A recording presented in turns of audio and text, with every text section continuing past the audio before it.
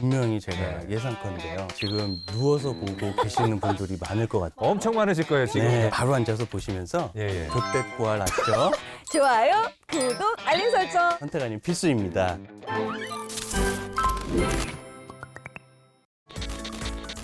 역사적 흐름을 통해 그때 그 시절 질병을 재조명해보는 시간. 저는 MC를 맡은 가수 신성. 역사간사 최한나입니다. 오늘은 지난번에 다뤘던 근골격계 질환. 이번에는 심화편이라고 할 수 있는 내용에 대해서 좀 더 심층적으로 다뤄보려고 합니다. 이에 관련해서 전문적인 이야기를 들려주실 원장님을 모셨습니다.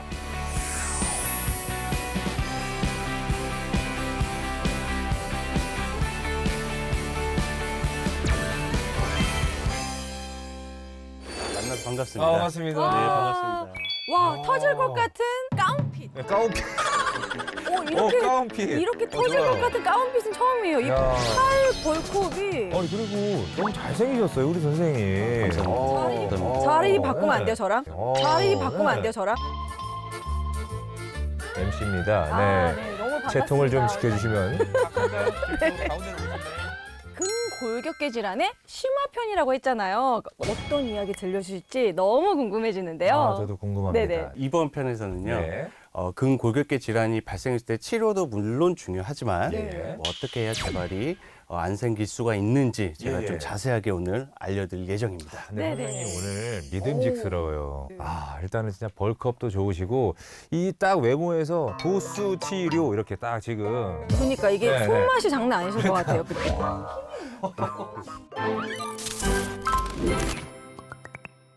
일상 속에서 잘못된 습관으로 인해서 오시는 분들이 굉장히 많은지 그게 좀 궁금합니다. 진료실에서 환자분들을 보게 되면요. 네네. 공통적인 특징이 있으세요. 어떤 특징이죠?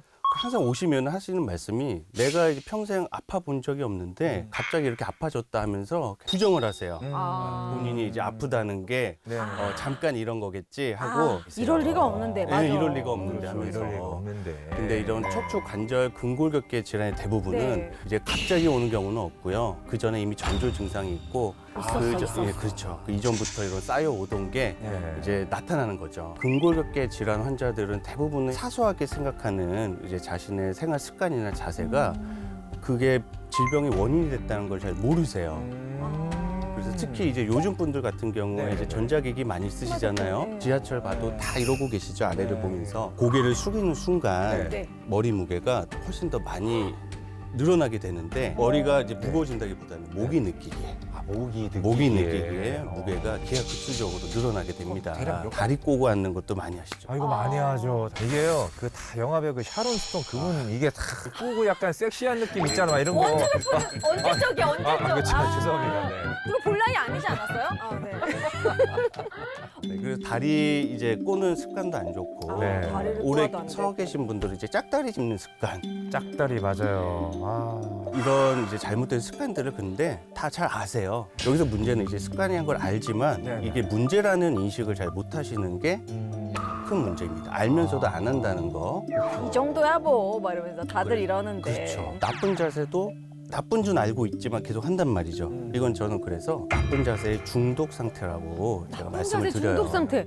그렇게 말하니까 진짜 위기감이 온다. 이런 나쁜 자세 중독 상태에서 벗어나지를 못한다면은 예, 예. 결국 만성 통증이나 이제 디스크 질환 이런 쪽으로 진행되는 거는 시간 문제죠. 지금부터라도 혹시라도 제가 자세가 틀어져 있으면은 네. 좀 혼내주세요. 지금 완벽합니다. 지금 딱 펴 있습니다. 네, 지금. 지금 좋습니다. 네, 아주 좋죠. 네. 그전에는 볼 수 없었던 자세.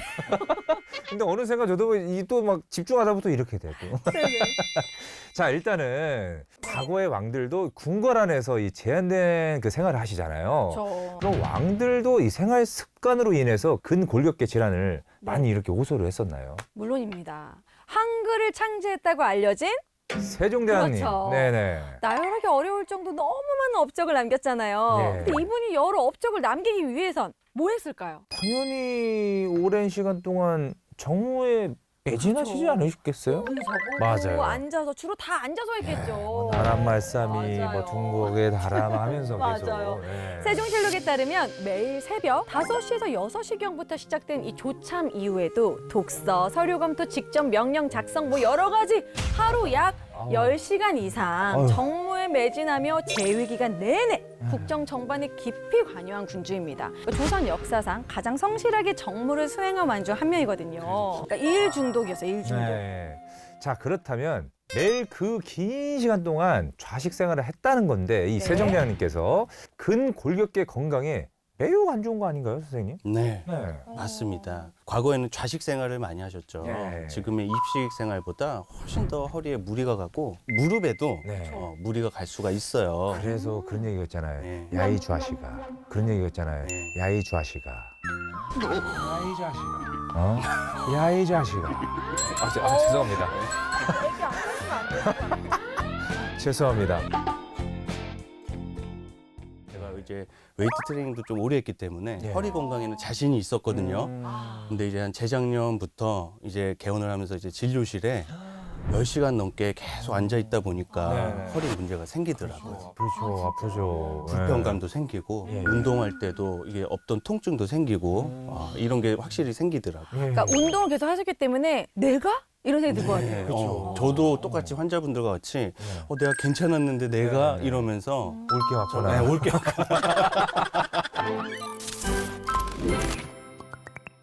좌식 시간이 길어질수록 허리 통증 유병률이 높다라고 해요. 그래서 하루에 6시간 이상 앉아 있는 분들이 그렇지 않은 분들보다 허리 통증 발생하는 발생률이 1.5배는 증가한다라고 하고요. 특히 이제 앉아 있는 직업분들 있죠? 사무직이나 컴퓨터 많이 하시는 분들, 특히 운전기사분들 이런 분들이 이제 허리 통증 유병률이 많이 보고되고 있어요. 예. 그래서 사무직 근로자분들 한 30에서 50%는 허리 통증을 경험한 적이 있다라고도 하시고요. 그러다 보니 세종대왕님도 네. 그 10시간 이상을 정무를 보다 보니까 그렇죠. 얼마나 안 좋으셨겠어요. 맞아요. 그렇죠. 그러니까 이게 세종의 유일한 단점을 이렇게 꼽으라면 예.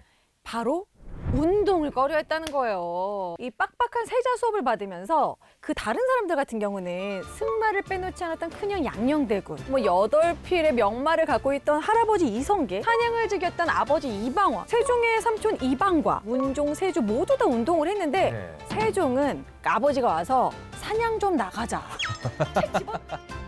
책 다 집어 던지고 그만 읽어. 그렇죠. 그 정도로 네. 건강 관리를 잘했던 왕이 아니에요. 보면 약간 풍채가 막 있으시잖아요. 아, 그렇죠. 세종대왕님이. 10,000원짜리 보더라도 네, 약간 네. 통통해요. 실제로 맞아요. 비만이었고 네, 성인병에 시달렸죠. 그래서 세종실록 속에는 세종이 호소한 통증이 약 50회가량 50 등장한다고 합니다. 네, 네. 그러니까 그 중에서도 가장 먼저 20대의 심각한 무릎 통증을 느꼈다고 해요. 그러니까 20대 때부터요. 몸무게가 좀 늘지 않았을까 싶어요. 그렇죠? 아. 30대에는 허리 통증이 발생했다고 기록이 있습니다.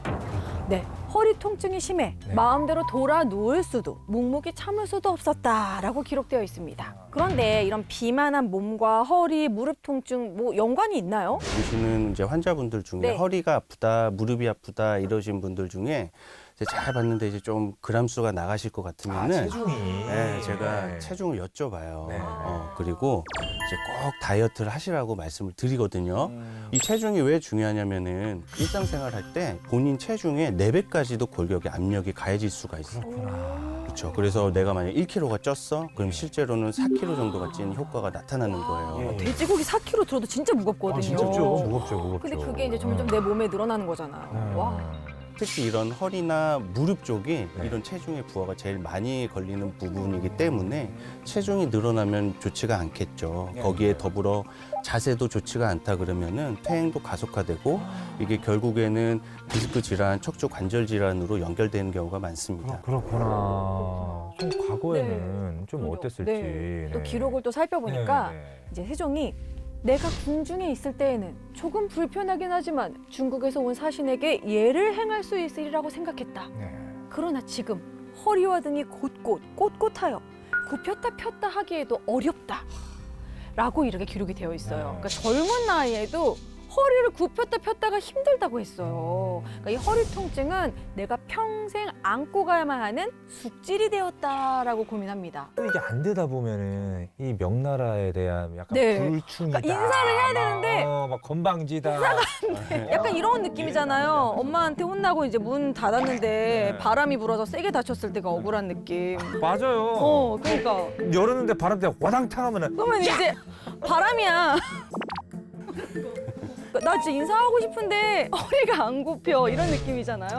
와. 근데 제가 네. 궁금한 게 네. 저 때 세종대왕님의 네. 연세가 어떻게 그때가 20대였다고 해요. 그게 조금 이상하죠. 젊으신데 네. 그러셨다는 게. 그래서 세종대왕님의 이런 증상을 좀 비춰 보면은 네. 척추에 이제 염증이 생겨 허리뼈가 이제 대나무처럼 꼿꼿하게 굳는 병이 있어요. 그래요? 그게 이제 강직성 척추염이라고 하는데 척추요. 그거에 걸리셨을 가능성이 높아 보이십니다. 그 병 이름이 뻣뻣이 굳다라는 뜻인 네. 강직성이라는 단어가 붙는 것처럼 네네. 강직성 척추염 환자의 허리는 4cm도 늘어나지가 않아요.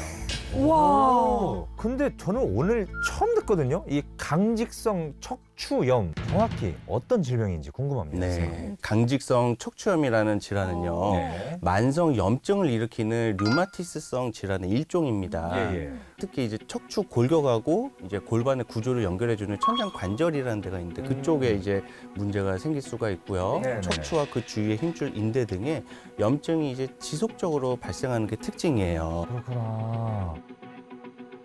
강직성 척추염은 이제 다른 요통 질환과는 다르게 이른 나이에 생긴다는 게 아주 특징적이죠. 오. 그래서 보통 이제 만 26세 전후 젊은 환자들에서 많이 생기고 예, 예. 80% 이상은 30세 이전에 첫 증상이 발현되게 됩니다. 근데 만약에 이 현대 사회에서 해당 질환을 호소하는 환자가 내원하게 되면 어떤 치료가 진행되는지요, 선생님? 먼저 이렇게 병력을 청취를 하면서 네네. 의심을 해봐야 되겠죠. 네네. 그래서 젊으신 분인데 강직성 척추염이 좀 의심이 된다 하면은 혈액 검사뿐만 아니라 네. 특정한 유전자 검사가 있어요. 이런 것들을 그쵸. 음. 그래서 이런 여러 가지 검사들을 종합을 해서 이제 진단을 하게 되고 네.